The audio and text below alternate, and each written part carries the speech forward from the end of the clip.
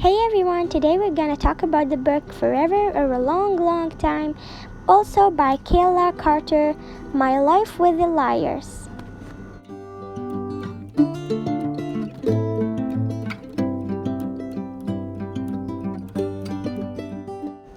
Theory 1. We came from the ocean, my brother and me. We rolled out of sand at the bottom of water, in very darkest part of the earth. Our fingers were formed first, tiny bunches of sand herding into tubes, 20 little fingers laid on bottom of the ocean.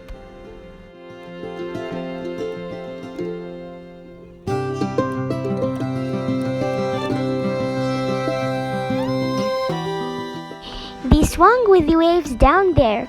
Our fingers rocked under the shark and stingrays, under the dolphin and the crabber, far away from the coral reefs, deep down where the sea monster might live. Because it's too dark to see, that's where we came from.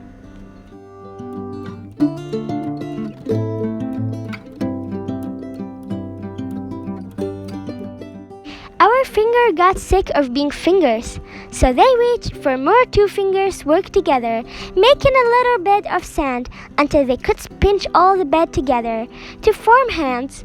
4 hands made 4 arms, 4 arms made 2 bodies, 4 legs 2 head, 4 eyes, 4 feet, 4 ears, 2 brains, 2 hearts.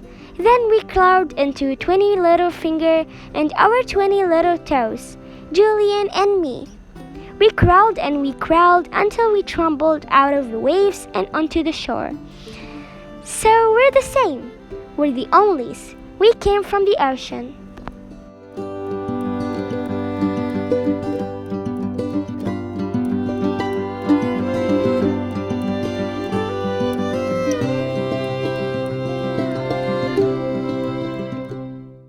One, families are cute and gross. I'm the tallest 4th grader, which means I never get to stand in front. My shoulders are squashed between 2 of boys, and I'm on tippy toes, but I still can't see into the glass tank. The girls and boys in front say ew, and others say oh. Some say so cute, and some say yuck.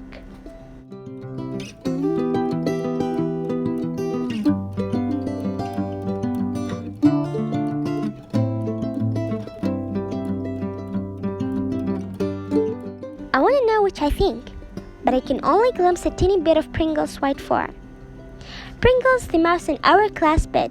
It was my turn to take her home for the weekend last Friday, but Mr. Kate said I would have to wait. Pringle's was very pregnant, and Mr. Kate didn't want my person to deal with mouse's babies over the weekend, in case that was when it happened.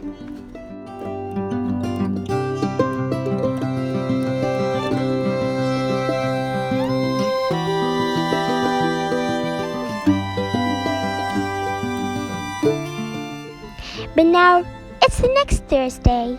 We've been waiting for the baby mice for 4 days already. After a few minutes, there are more ews and yucks than ohs and cute. So Mr. K says, if you're in the front row, sit down.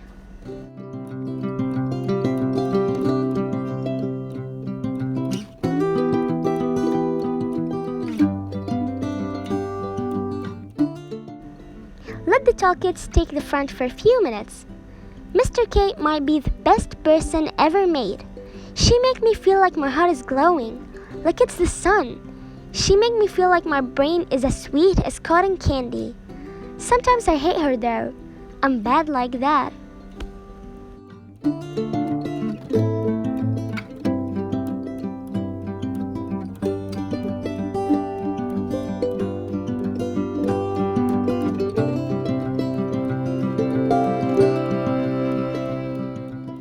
The shorter kids sit down, and I moved up and pressed my nose against the glass tank.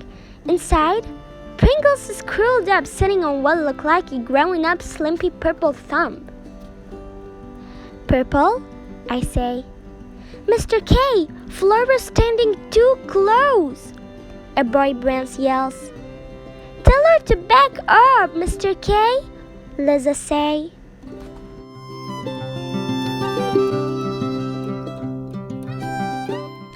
I don't don't know why they talk about me like that. It's almost like they think if they said Flora back up, it would sound like another language to me. I back up few inches without Mr. K telling me to. I can still see Pringles. She's sniffing like crazy, running her nose and whiskers all over the Slimpy thumb. She's using her arms to rub her own furry bells and moving her nose and arms quicker than she ever does.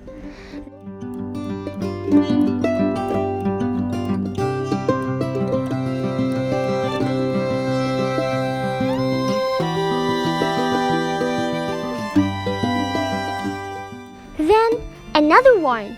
Another awful slimpy purple thing being pushed and pulled from beneath her. Another mouse baby, Liza yells. And the girls who were sitting run up to try to see around the tall kids and everyone yelling and whooping, and it's so cute and yucks.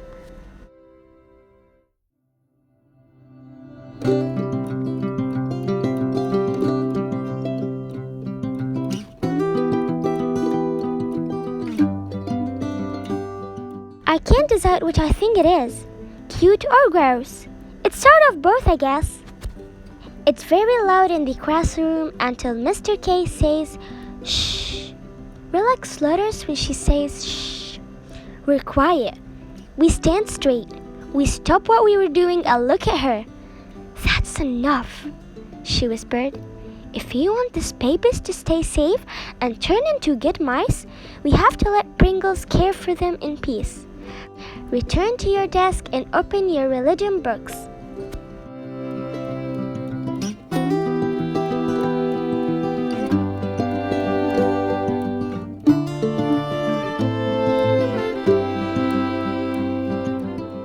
It's May already.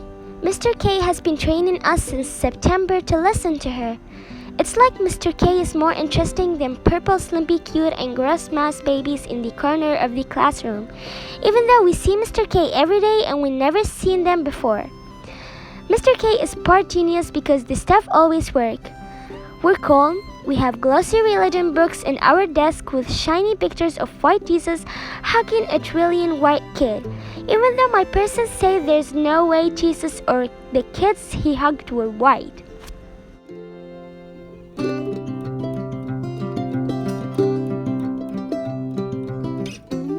We've almost forgotten about mice when Mr. K says, "Are there any questions?" Every single hand goes up, except mine. I'm working on hand raising. That's what my last report card said. Flora has some excellent point, but she needs to work on raising her hand. David, Mr. K calls on the boy next to me. What will we name them? He asks. That's a good question, Mr. K says. How about this? For your religion homework tonight, I'd like you to write each list of 4 mouse names. We'll work together tomorrow to choose the best ones. Everyone nods fast. That's the best homework ever. Any other questions? Mr. K says. Will they live in the cage with Pringles forever? Sue asked. Mr. K shook her head. Mouse's mothers are different from human mothers, she says. Human mothers likes to love their babies forever, but mice have instincts, which means they need to live on their own soon after they're born.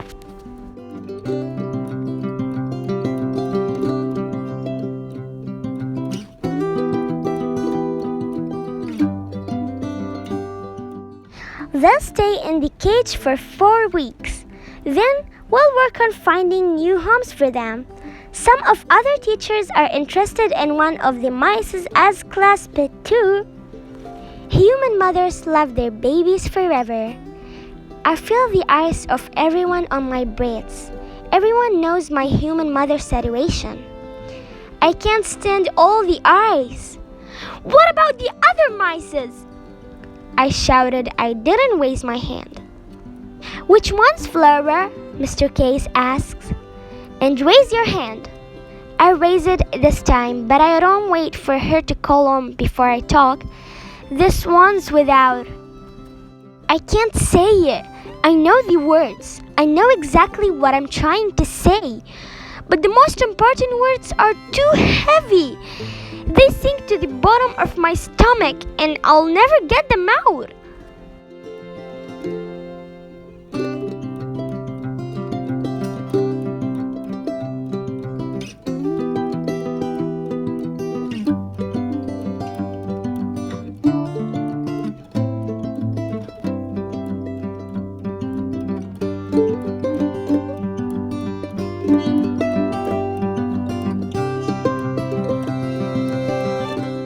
What about the mice like me? I ask instead. After another frozen second, Mr. K's hands land on top of my head. Flora, you are one and only, she says. I shake my head. I'm not one and only. I'm always getting how Mr. K doesn't really know Julian. So she doesn't know about me and Julian. And babies, there are other kids like us. In the way I'm talking about, we used to know a lot of them.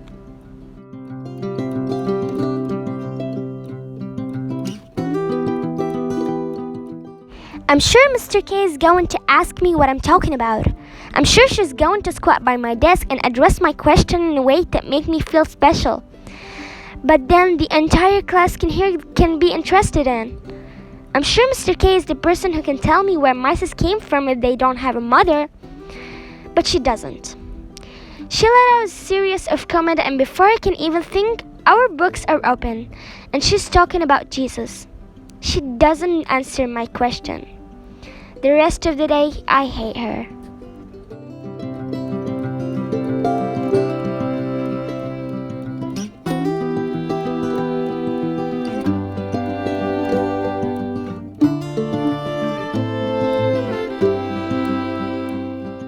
That afternoon, I sat at the kitchen island with my religion notebook in front of me.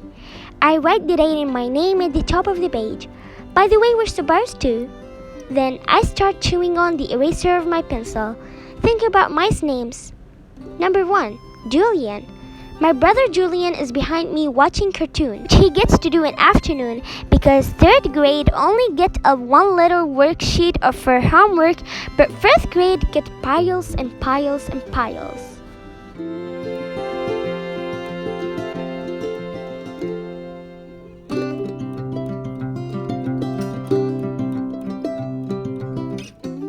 Julian is a good name. Julian is the only person I've never hated.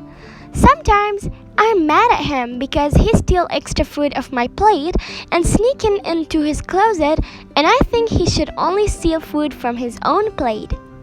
Sometimes he cries when I want to turn his cartoon off and watch a few minutes of a show dancing teenagers who are real actors and not drawings. And so we argue, but I don't hate him suddenly and frequently. I don't hate him the way I sometimes hate Mr. K and my person and Dad and all the good people.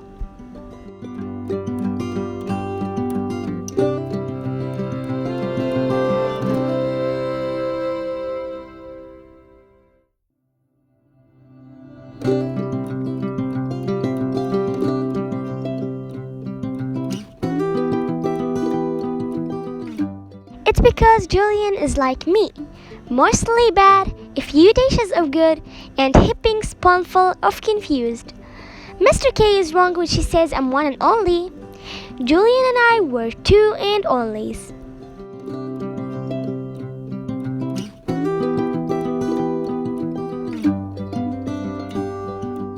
What are you working on? My person asks. She got a book in one hand and her shoulders are cracked, which means the book is heavy. There's steam coming off it and filling up her glasses, which she's wearing right now, even though it's before dinner, which means she had a hard day and her eyes are tired. Religion, I say. Mice names. Explain, person asks. I stop and think about my words. I have to make sure I say all of them and the important ones don't sneak out before they'll make sense. That's what person means when she asks explain.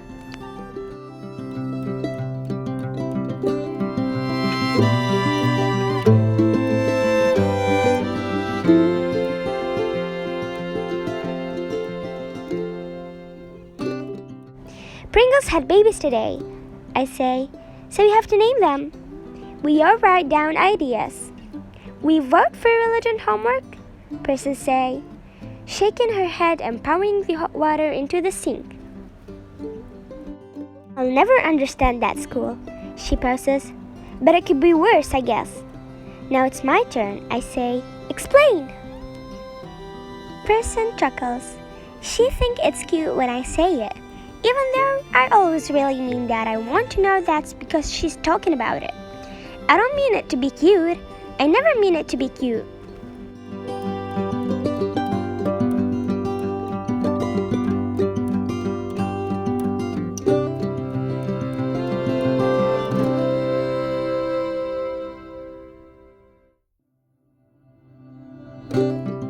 I want you and Julian to go to that school because there are small class sizes and a lot of individual attention and teachers who are contractually obligated to love you.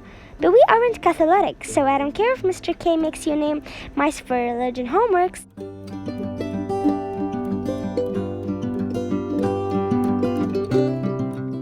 I still don't understand each and every word she says, but Person always says that longer we live together, the more we'll understand one another without asking. So I turn back to my paper without saying anything else. I want her to feel like we've lived here longer and longer. I don't want to ask many questions and make her think we're temporary.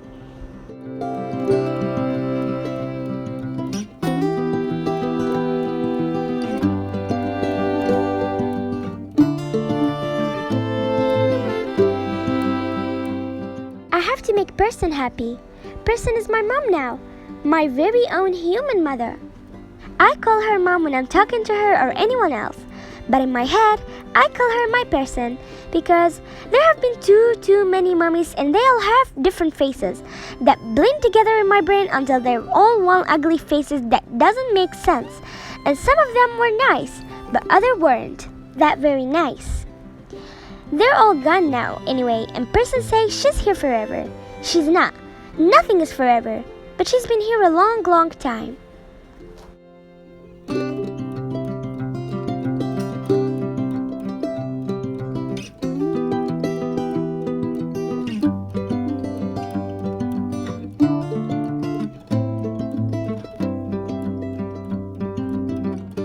I call Dad Dad, because he's the first we've had even though he's newest. I wrote down 2 names. I say, I think the question out and try again.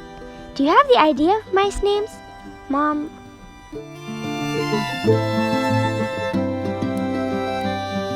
Falling salad bowl out of the cabinet. It's almost dinner time. That means this isn't my last bit of homework. But I'll tell her, it is because I hate it when I have to do homeworks after dinner, and I miss the time when we all 4 sit on the couch and watch Jitterberry and eat dessert. She says. How about Minnie? She giggles. Julian, she calls. That's what I have, I say. Minnie?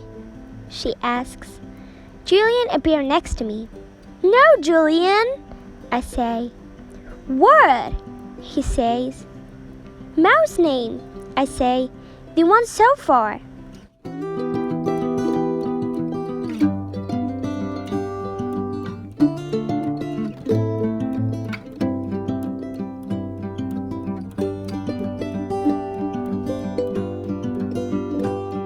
I'm being confusing again. I hate when I'm being confusing. I know exactly what I mean. I know it makes sense the way it is in my brain, but I can't get my words to work. Then the phone rings. The one on the kitchen wall. The one that always means bad news. Will you sit on the table, Jay? Person says. She moves toward the phone.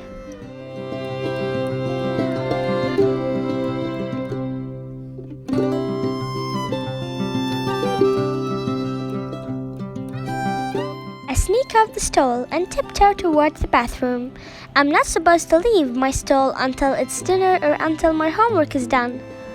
That's one of things Person and Mr. K and I all agreed to at our last conference. But the bathroom is the exception. I sneak in there a bunch. Hey, Charlie, I hear my person say it as I slip behind the door.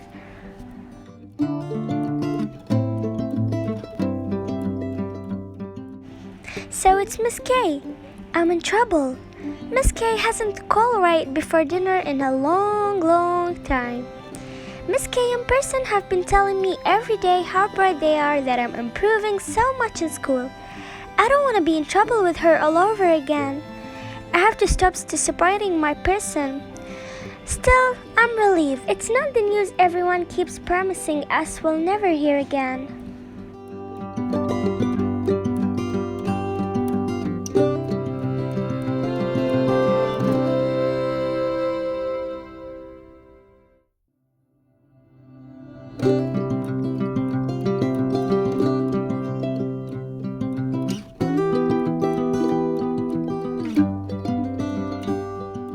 Two families are temporary. This is what I remember from the last time we heard the worst news. 1. The phone was purple and it was in a corner in a very small room. It rang loudly with a burr. It never got to ing. 2. The mom was loud, Gloria. I could never tell if she liked us because she was too loud and the house was too loud too. 3. There were kids everywhere, crawling on walls and hanging from the hooks on ceiling. Dr. Frederick says that's used to extracting the memory. But this list is about what I remember, not the truth. 4. The loud mom said, "Well, Flora and Julian, aren't you lucky?" She had cracked teeth, I think. Or maybe she had braces. Or a lot of feeling there was something with her teeth. I remember they were really close to my face when she talked a lot of time. 5. Or maybe a different mom had a close and weird teeth.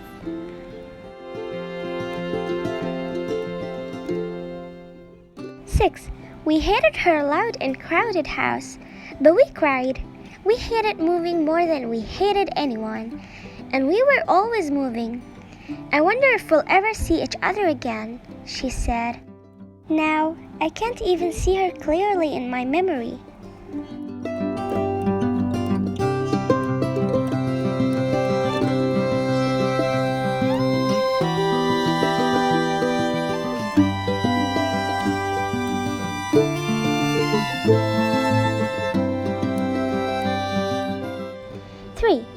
Family keeps secrets.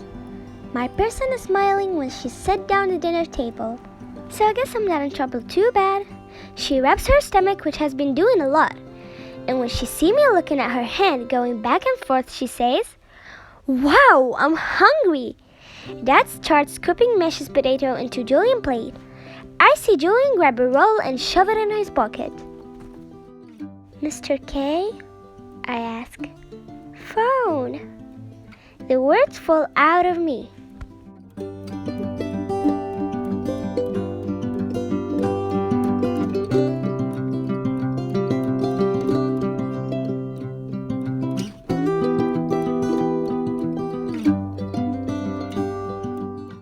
Other people have filters. Dr. Frederick says, I imagine them a little metal gates in people's lungs who they can close catch some words before they pop into the room. My lungs don't have those gates. He says it's one of the side effects of my trauma. He says that kids who have been through a lot like I have sometimes have trouble expressing themselves.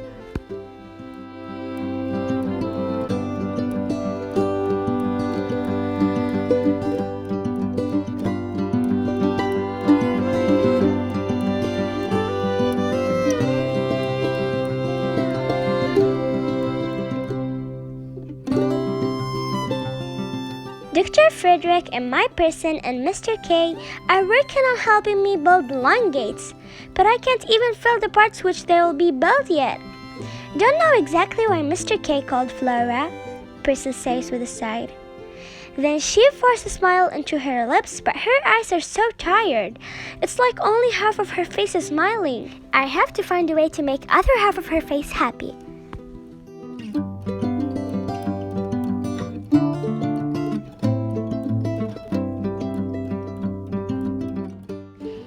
says, "You're doing better than you've ever been. We're so proud of you." "So proud," Dad adds. She says as long as you keep up the improvement, you're bound to 5th grade.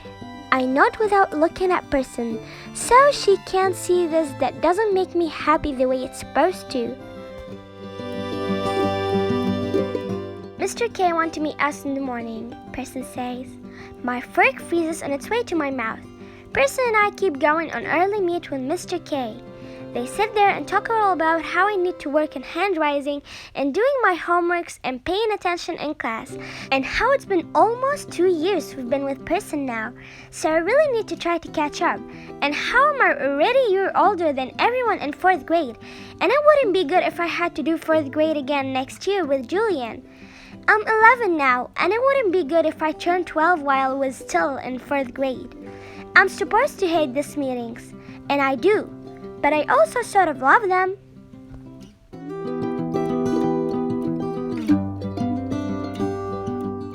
When Miss K and Person talk like this about me, their words are like blanket, and if this little tiny things like grade and handwriting matters to them, I must really matter to them.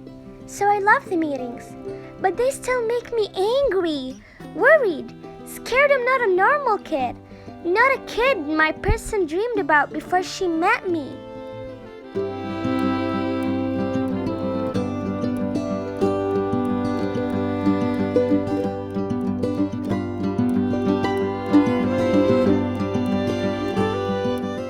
At the last meeting, we agreed on a homework system. I start my homework at the kitchen corner at 4 o'clock. I work with Person or Dad or babysitter until the dinner at 6:30. Person or Dad or the babysitter checks my assessments. They sign off them in my assessments notebook, and if I finish everything early, I get to watch the Dancing Teenager show on TV. And if I'm still working at 6:30, Person write a note and I don't have to do the rest of the work.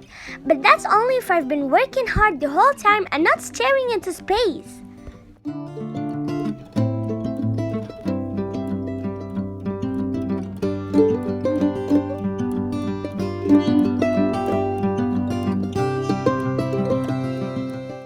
I do a lot of staring into space, but I don't know I'm doing it.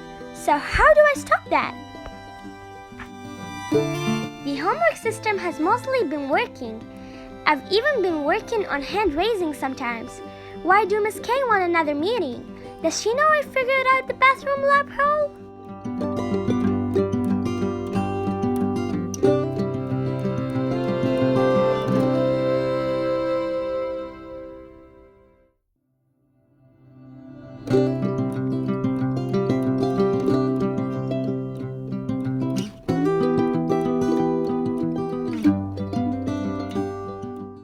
Bathroom? I say. You need to go? Person says. You can be excused. No! Does Miss K know that you need to go to bathroom? Person says. No! I say. This is the thing about missing long filter. The words that get out sometimes sound all messed up to other people, so they don't know what I mean and they all lose pay attention. Mr. K is the first teacher I've ever had who tried to understand me.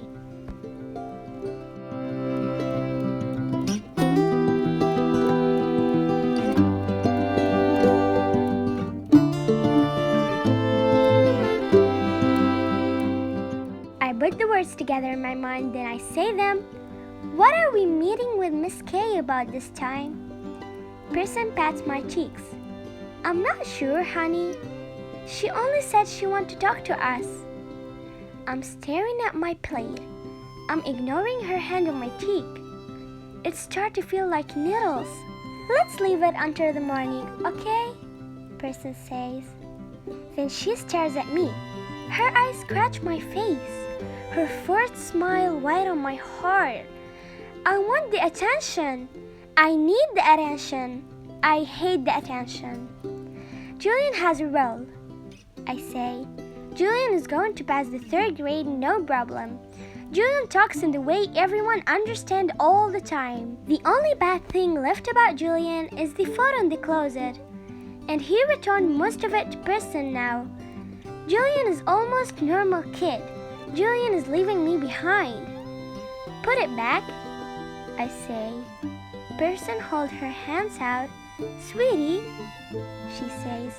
Julian takes the rule from his pocket and hands it to her.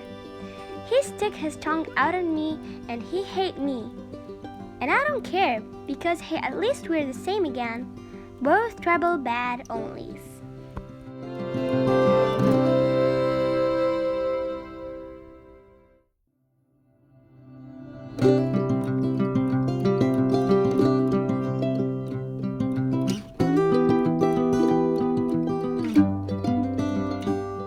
I'm being buried in rules. Thousands of rules are falling all over my face. Somebody in bed. They're filling my room. They aren't all the way real and I can't feel them or smell them or taste them. But they're here in the darkness. They'll suffocate me anyway.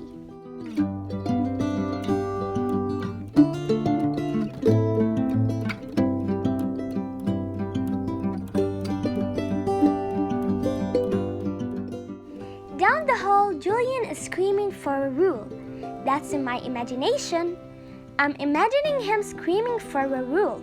In my head, he's terrified. He will never eat again because that rule isn't hiding in the folds of his pants or the back of his shoes.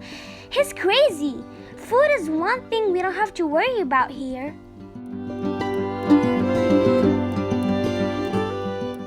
But he's kind of crazy. I understand. I crawl out of the bed and my socks slide across the gold carpet in my room. Dad and Person kissed me goodnight hours ago. The water has stopped running and TV turned off, and everything is quiet except for the rules and Julian screaming, which I know are in my imagination. I tiptoe into the kitchen. When Person adopted us 2 years ago, we moved into this apartment in New Jersey she had just moved into. She bought this apartment for us even though she didn't know who we were yet.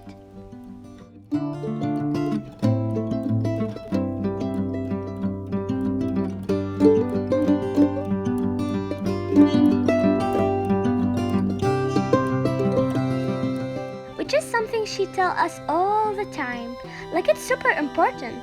But it made me feel squirmy because I can't figure out what it means.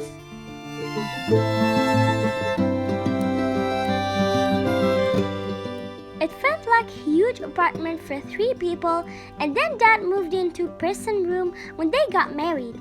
But there's still a lot of space. I have my very own room. It's off the living room and kitchen. Just one big room with a corner in the middle where Person and Dad chop vegetables and I do my homeworks. At the end of the living room, there's a little nook with our table where we eat breakfast and dinner. And past the nook, there's a hallway with 2 more bedrooms and bathroom.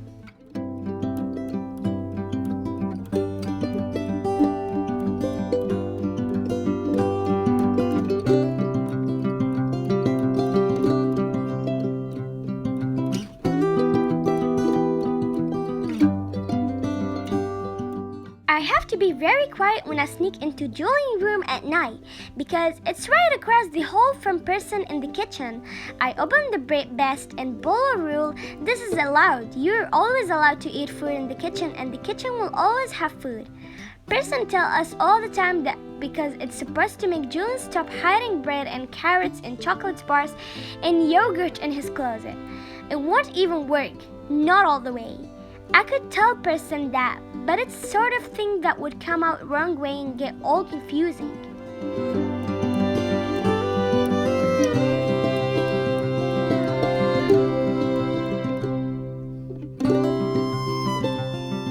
I thought we were going to tell them today, he whispered. Person sighs. Me too, John, me too. I wanted to, I just chicken out, he asked. Them is us, me and Julian. Them is always us. I got worried when I Charlie called. Person is saying, I'm not sure I'm ready to, what if I destroyed them?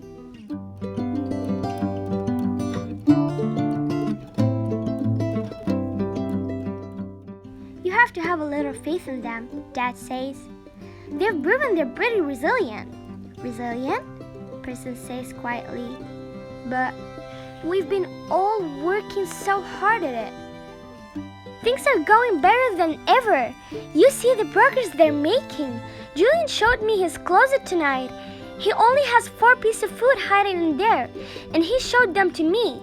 He's starting to trust me, us. And Flora progress report this week showed only 2 missing homework assignments. And did you hear today? Asking me to explain?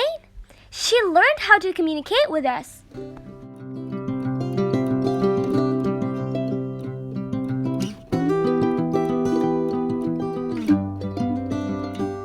Sound like person is almost crying, which is something impossible because person doesn't cry. Even when I scream, "I hate you," to her face, she doesn't cry. Even when Julian killed her goldfish on purpose, she didn't cry. Person feel good stuff or else she feel nothing.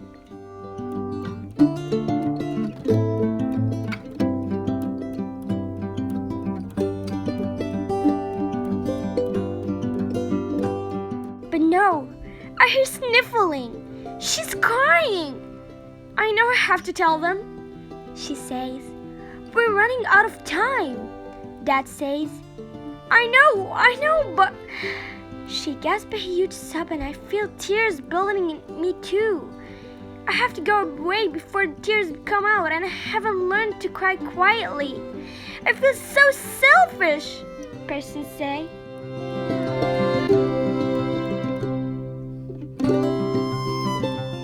I hold my breath to keep all the tears inside until I am safely in the bedroom. Then I turn on the water. I breathe deep, deep, deep like Dr. Frederick taught me. I stand there and breathe, breathe, breathe until the crying stops. It's not happening again, I tell myself. It will never happen again. You have to believe.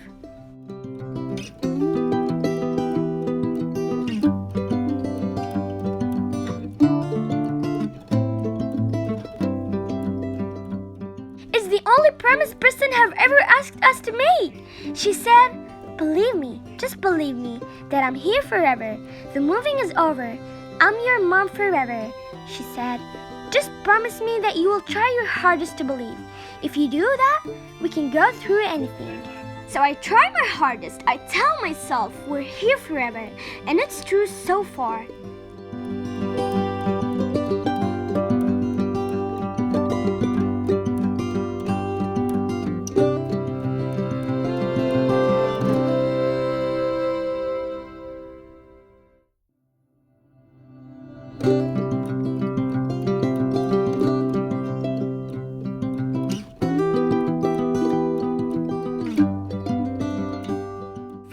Later, I sing it to bed beside sleeping Julian and press the rule beneath his nose.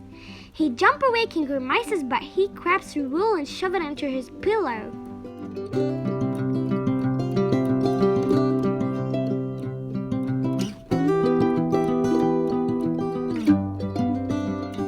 There is some moonlight spilling in through his window, highlighting our difference. Julian is a little darker than me, but we're both darker than almost everyone else we know. And we're both lighter than Dad. Julian is shorter and everything about him is tiny. His fingers, his feet, his nose. I'm tall and long and skinny. We're both skinny, too skinny. Still, even after 2 years with person on all of her food, but if you look at us closely, you can see things that make us brother and sister.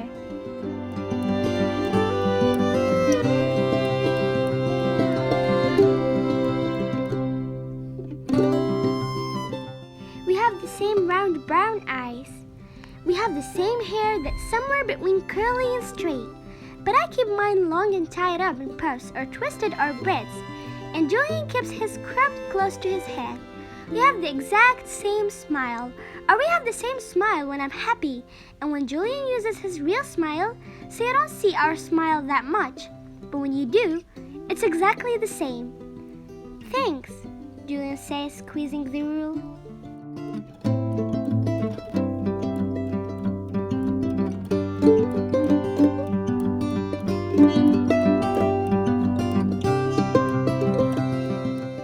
Team, I say. He smiles. He knows what I mean. I don't need to say things a million times and use all the little in-between words. Julian understands what I mean when only the important words come out.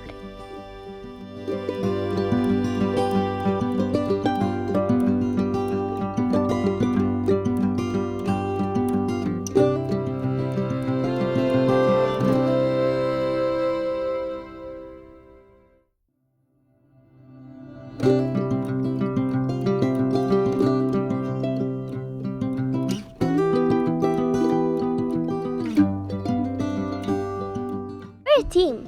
We're onlys. I shouldn't have told him about the rule. She said she had to tell us something. I say. I heard her say that to Dad on my way to your room. Julian sat up and turned around so he's looking at my face as I lie in his pillow. No, he says. It's not. I shrug. I heard through the door. Julian shakes his head back and forth, back and forth. I'm sorry, it's a meeting with Miss K. I'm bad.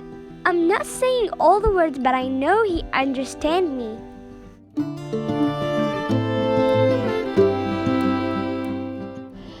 It's my fault. Whatever. Person has to tell us. I'm never going to be the kid Person dreamed about before she had us. No more moving. Mom promised. Are you believing? I ask him. In some ways, forever feel like Twink Belle in the skins from Peter Pan. The one when she dying and she'll only live if you believe in fairies and clap, clap, clap.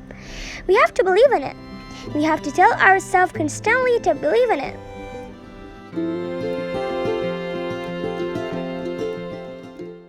And the minute we adopt, all the things that come with forever will slip away.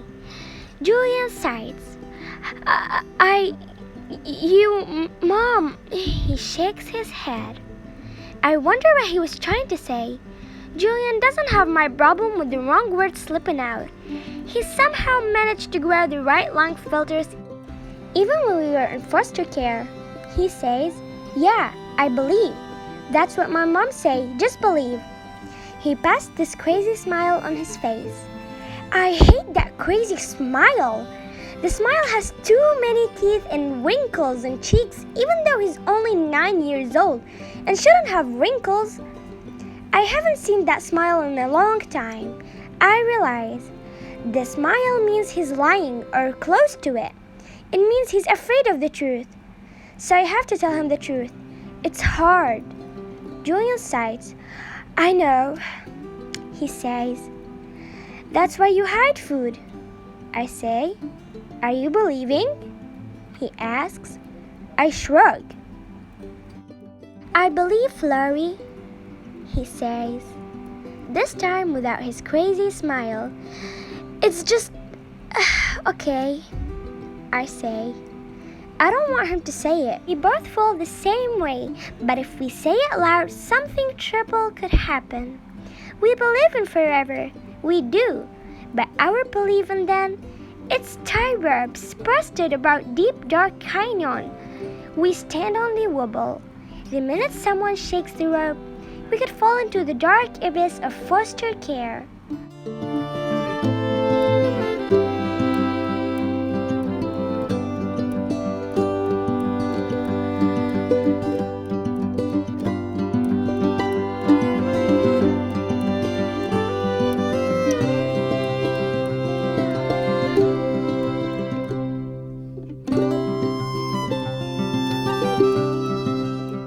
So yes, we believe in person, but we can't help preparing for the fall.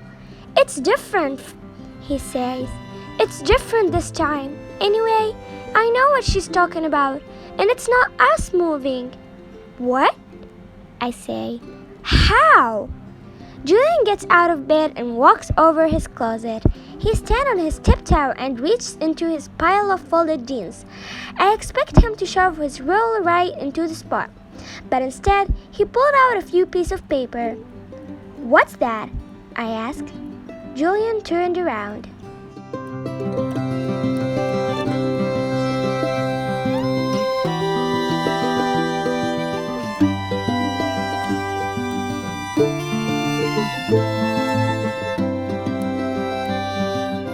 crosses the room and tosses the paper on my lap. I look at them. Postcards, a beach skins, a roller coaster, an illustration of fish and crabs. One that just black with the words Maryland at the night printed on the top. What's this? I ask. Postcards, Julian says. I found them on mailbox. Found the first one a few weeks ago. I found this yesterday. He points to black one. You're stealing mail now? Too.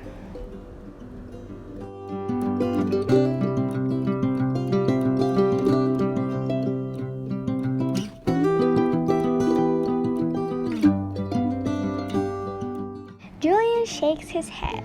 I'm not stealing, he says. They're ours. I flip over the Maryland at Night card. There's Missy Kid writing scrawled on the back.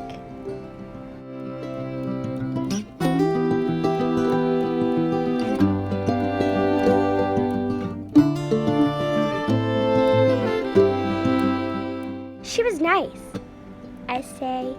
She's still with Gloria? Julian asks. How does she even mail this to us? I ask. Julian points to the addresses part. It's not addressed to our house in New Jersey. It's addressed to our foster adoption agency in Maryland, with a forwarding sticker. The agency is sending them? I ask. I think so, Julian says. Here, read this one. I pick up one with the beach skins on it. Dear Flora and Julian, I hope you're enjoying your new family. I just wanted to tell you that I still think of you often. I wish I could get up there for a visit, or at least one hear from you. I hope you're receiving the other postcards from me and the kids. We're all praying that you're happy and we'll all know you're safe and loved. But we still miss you sometimes. Love, Gloria. That was the mom, I say. Julian nods. She misses us? I say.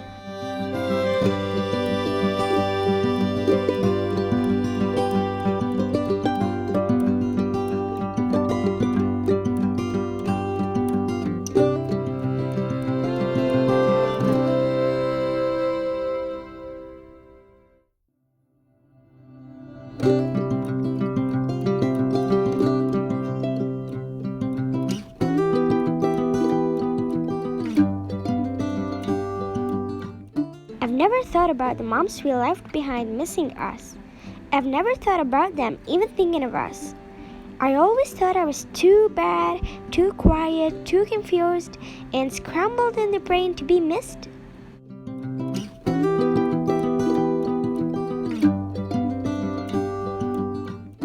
The kids do too.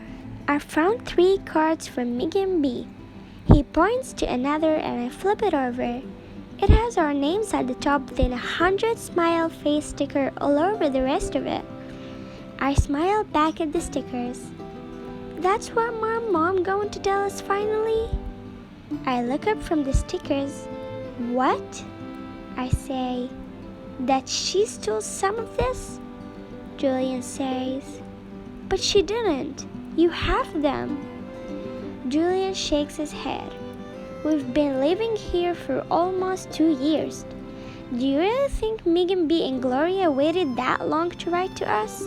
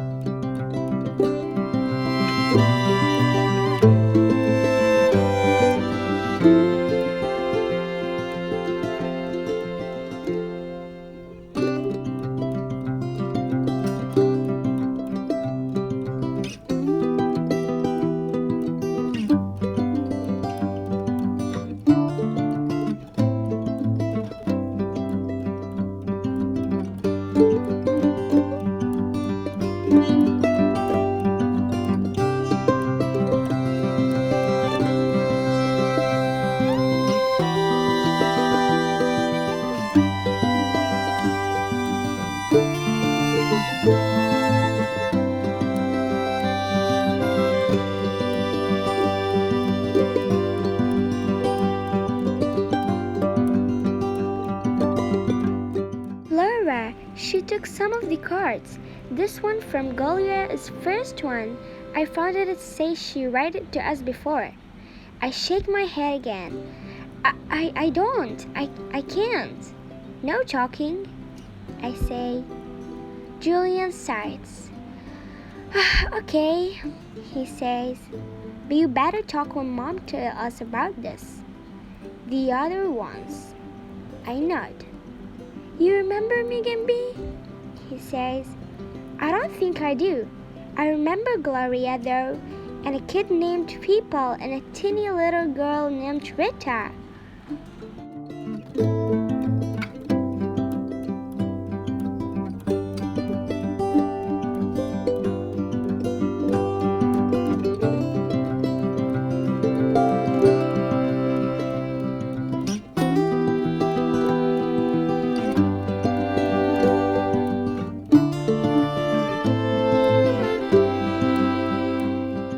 Megan, yes, I say.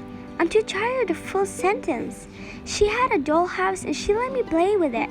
We'd spend hours in the girls' bedroom making those dolls wake up and down the stairs. Do you remember moving out for Gloria house? Julian asks. I think it was raining. I say, what was the gray house? Or the brick apartment? Julian asks. There were dogs. Remember the wet dogs? I sort of remember wet dogs. They smelled. Julian giggles. That was a good house, right? Glorious with the dogs. It's something slightly different between us. We both talk about bad houses, bad moms, bad kids, but Julian calls the other good. I can tell them nothing. Nothing is good if slip away so often. I shrug. I know I like the dogs. I say. Julian nods. You love dogs. He lies down next to me and tears a piece of crust of Hebrew. He hands it to me. I thought you were saving this. I say, we don't have to, Flurry. Julian says. He shrugs. We believe, right? I stare at him. I might have to stay back in the 4th grade again. Julian nods. Maybe John is moving out again. Dad, back to Ellen and Midorith? Maybe. Something wrong with Elena, I say, or Midorith.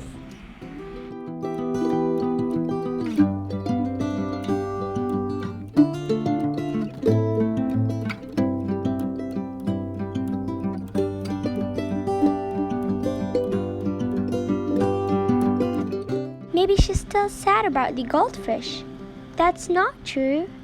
The goldfish was over a year ago. But I can tell we both felt better. Priscilla said we can mess up and no matter how upset she gets, we aren't going back to foster care. So we do this when we feel the belief thyroid start to shake. We list all the ways we could mess up and that she'd still keep us afterward. Tell me your first memory again, Julian says. Okay, I say. It was a white house. Everything was white. I was standing in a long line inside a house, and I was small, tiny. If it was too bright, so I reached up along the white wall and I turned off the light switch. I remember being amazed. I was tall enough to turn off a light. Then someone started yelling at me. I was scared, but I don't remember why or where were we or anything. I know you were there behind me a line. Your hand was on my shoulder. Why were we living inside a house? Julian asks. I don't know. I say, that's the memory. It happened ever since that I've been growing. I talk a bit of role. Tell me yours. I'm in the kitchen, Julian says. You're there too. We're sitting next to each other in a tiny table. But it's okay. The table is tiny because so are we. Everything is white too. The table, the floor, the walls, and there's a lot of kids at the table. And there's a little bit of food in the middle. But there's a lot of kids and I'm hungry. Yep, I say. It's the same house, yours and mine, the White House.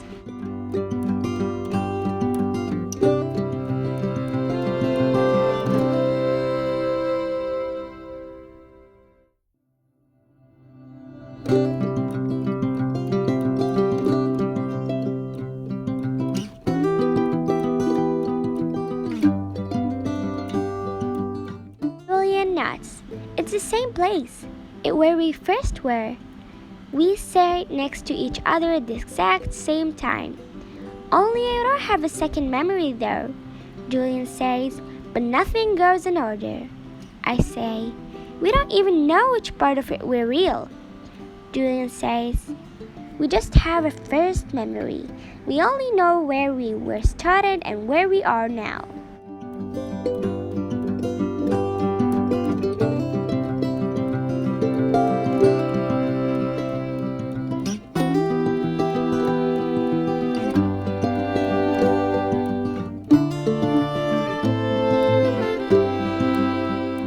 With a little Aquaria mixed in, Julian says, and a little Megan B. I say, I don't want to think about Megan B. Though, I don't want to know why person would hide her postcards. Why person would hide the good stuff. The good stuff is so easy to forget, and I leave my brain with only the bad stuff. Another theory. I say, do you have one? Julian shoves some bread in his mouth and chews, thinking. Finally, he says, dogs. Maybe we come from dogs.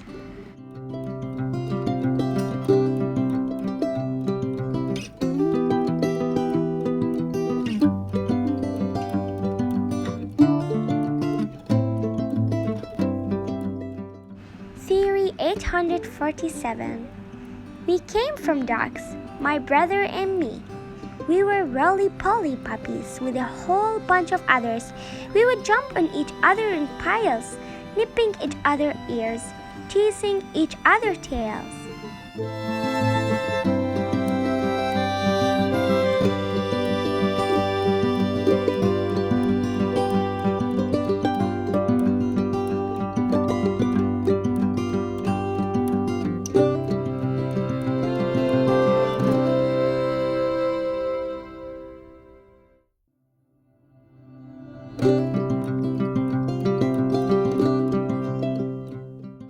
But then, all the other puppies grew longer tails, and ours got shorter. The other puppies learned to bark, and we learned to talk. The other puppies walked to 4 legs, but we started to walk on 2. Our paws grew into hands. Our snouts became noses.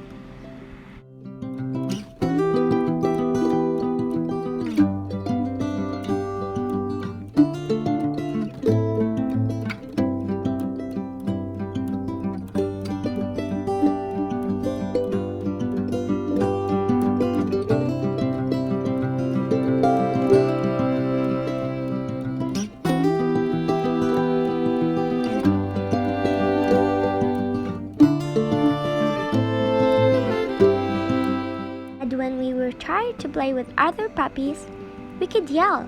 Their teeth were too sharp. Their nails were too hard. We couldn't nip and scratch and growl anymore in our human skin. All the playing started to hurt.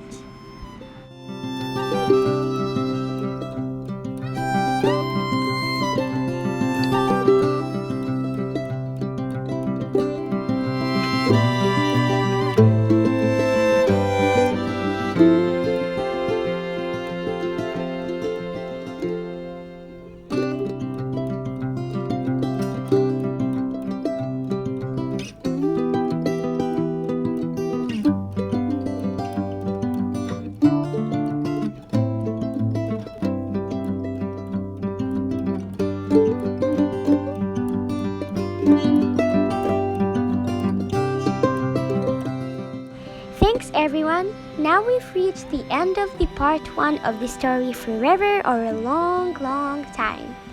If you like this video, don't forget to like and subscribe to our channel and press the bell button to have our all in news. Now, wait for part 2. See you!